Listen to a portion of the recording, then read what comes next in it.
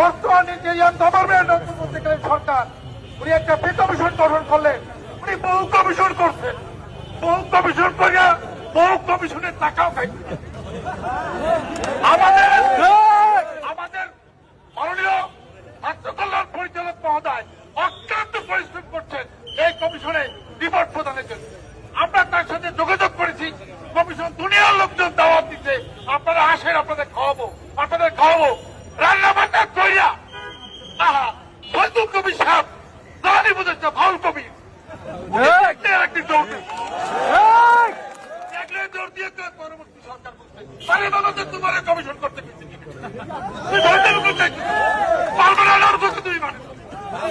এই ফজলুল কবিরের বক্তব্যের প্রতিবাদে আজকে সারা বাংলার কর্মচারীরা উনি পারেন না কিছু করতে।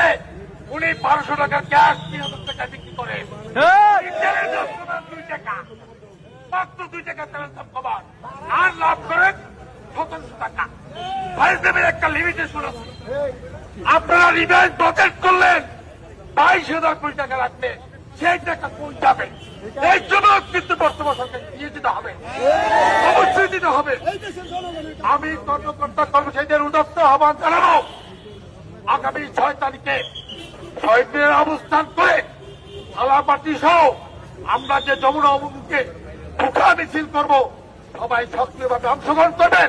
এটাই আমাদের শেষ মিছিল, এই সরকারের সময় শেষ আন্দোলন। এটা হয় পে স্কেল নিব, নতুন ওইখানে শহীদ হবো যাত্রা পথে হবে না। কারণ আমাদের দাবি বাড়িগাড়ির জন্য না, আমাদের দাবি পেটের জুতা নিবেদনের জন্য, অন্য কোনো দাবি নেই আমাদের।